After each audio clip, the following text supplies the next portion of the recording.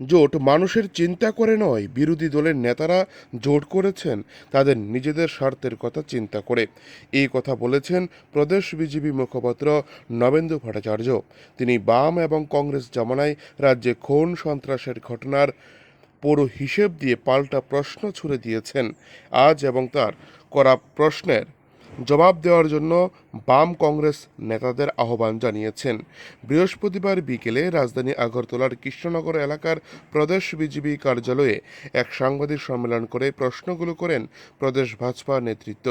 এই সময় নবেন্দু ভট্টাচার্যের সঙ্গে উপস্থিত ছিলেন প্রদেশ বিজেপি যুব মোর্চার প্রাক্তন সভাপতি নবাদল বণিক এবং জনজাতি মোর্চার সাধারণ সম্পাদক উপেন্দ্র দেববর্মা। নবেন্দু ভট্টাচার্য বলেন, কংগ্রেসের সময় দেশের কি অবস্থা হয়েছিল, তাদের কোনো নেতা কি কি করেছেন, তাদের দেশের প্রত্যেকটি মানুষ ভালো করে জানেন। সেই সঙ্গে তিনি আরও বলেন, এখন বাম গণতান্ত্রিক জোটের কথা বলা হচ্ছে, কিন্তু বামেদের সঙ্গে গণতন্ত্রের কোনো সম্পর্ক নেই। বামেরা সবসময় বলতো তারা ক্ষমতায় এলে দেশে একনায়কতন্ত্র প্রতিষ্ঠা করা হবে। এখন যে ধর্মীয় স্বাধীনতার কথা বলা হচ্ছে, বামেরা যে সকল দেশে রয়েছে সেই সকল দেশে ধর্মীয় স্বাধীনতা নেই। তারা কত মসজিদ ঘুরিয়ে দিয়েছে তা অনেকেই জানেন।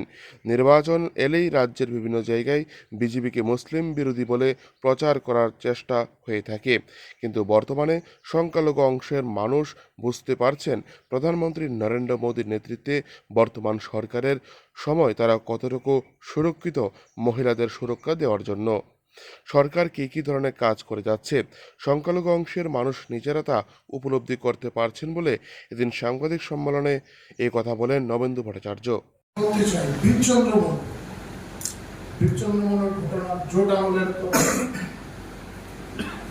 আপনারা আমি মোটামুটি কিছু তথ্য প্রমাণ নিয়ে এসেছি। 14 অক্টোবরে ওই সময় 14 অক্টোবরের যে পত্রিকাটা দৈনিক সংবাদ পত্রিকা, সেই পত্রিকাটা যদি আপনারা খোলেন সেখানে দেখতে পাবেন আপনারা তৎকালীন সময় আইনমন্ত্রী ছিলেন সমীর রঞ্জন বর্মন। তিনি ওনার বিবৃতিতে ছাপা হয়েছে, শ্রীরাম পাল জনরোষের বলে, শ্রীরাম পাল জনরোষের বলে বিচার বিভাগীয় তদন্তের নির্দেশও দেওয়া হয়েছিল। আজকে শ্রীরাম পাল হত্যার পরিপ্রেক্ষিতে যারা ক্ষতিগ্রস্ত হয়েছিলেন, ঝর্ণা পাল দাশগুপ্ত, তিনি কি মনে করেন জনরোষে বলি হয়েছে? তিনি কি মনে করেন যে এর সঙ্গে কংগ্রেসের নেতাদের ইন্ধন ছিল না? তিনি কি এখন যা বক্তব্য রাখা হচ্ছে তার সঙ্গে তিনি কি সহমত পোষণ করেন? এখন তিনিই বলেন।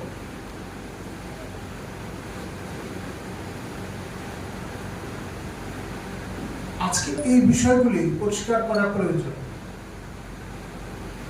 ভারতীয় জনতা পার্টি সন্ত্রাসের রাজনীতিতে বিশ্বাস করে না।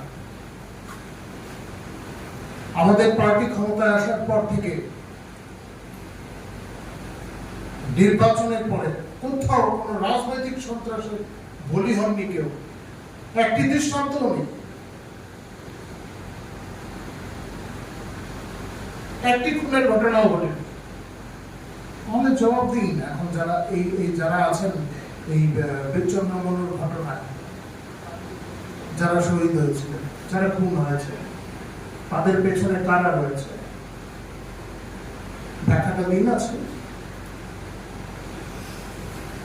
তারপরে